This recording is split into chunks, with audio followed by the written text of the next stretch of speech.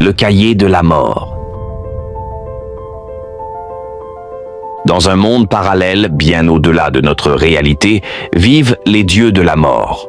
Ces créatures immortelles mènent une existence monotone, errant sans but et se nourrissant de pourriture. Leur seule distraction ?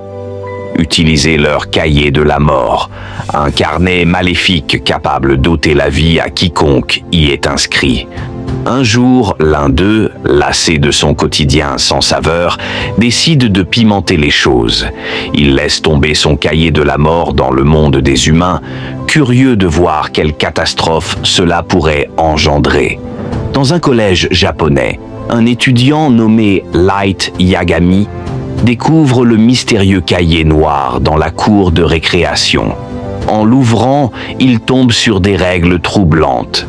L'humain dont le nom est écrit dans ce cahier mourra.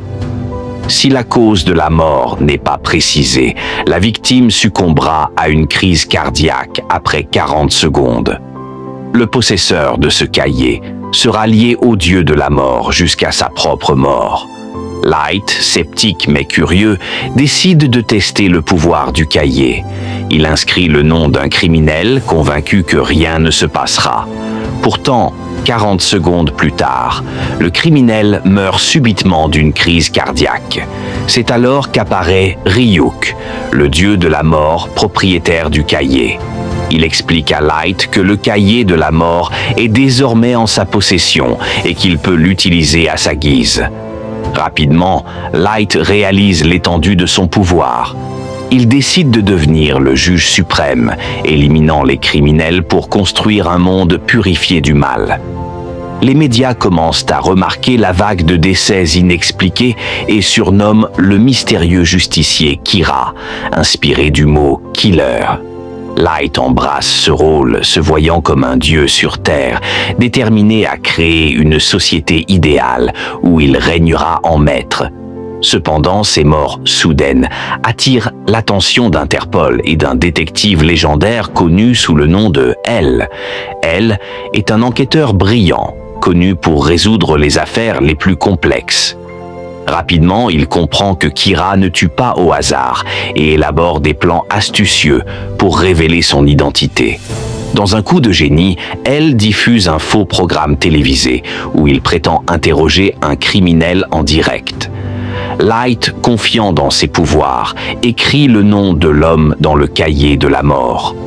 Mais l'homme était déjà mort depuis longtemps et elle découvre que Kira opère depuis la région de Kanto, au Japon. Light comprend alors qu'il fait face à un adversaire aussi intelligent que lui. Pour échapper à elle, Light manipule Misa Amane, une jeune femme éperdument amoureuse de Kira et elle-même possesseur d'un cahier de la mort. Misa accepte de conclure le marché des yeux de la mort, sacrifiant la moitié de son espérance de vie pour voir le nom et l'espérance de vie de toute personne qu'elle regarde. Avec Misa à ses côtés, Light parvient à éliminer plusieurs obstacles, y compris des agents de police.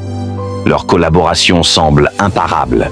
Cependant, elle ne se laisse pas intimider. Il confronte directement Light, le suspectant de plus en plus. La tension monte entre les deux génies, chacun essayant de deviner les mouvements de l'autre. Dans un dernier acte désespéré, Light piège elle en utilisant Misa et un troisième possesseur de cahier de la mort, Teru Mikami. Grâce à une série de manipulations complexes, il parvient à éliminer elle, écrivant son vrai nom, El Laoliette, dans le cahier. La mort de Elle marque une victoire pour Kira, qui croit désormais avoir le champ libre pour imposer sa justice sur le monde. Pourtant, la victoire de Light est de courte durée. Nihar, le successeur de Elle, reprend l'enquête et utilise des méthodes encore plus impitoyables pour traquer Kira. Malgré ses précautions, Light finit par commettre une erreur fatale, permettant à Nihar de prouver sa culpabilité. Dans un dernier acte de désespoir, Light tente de tuer Nihar en écrivant son nom dans le cahier de la mort.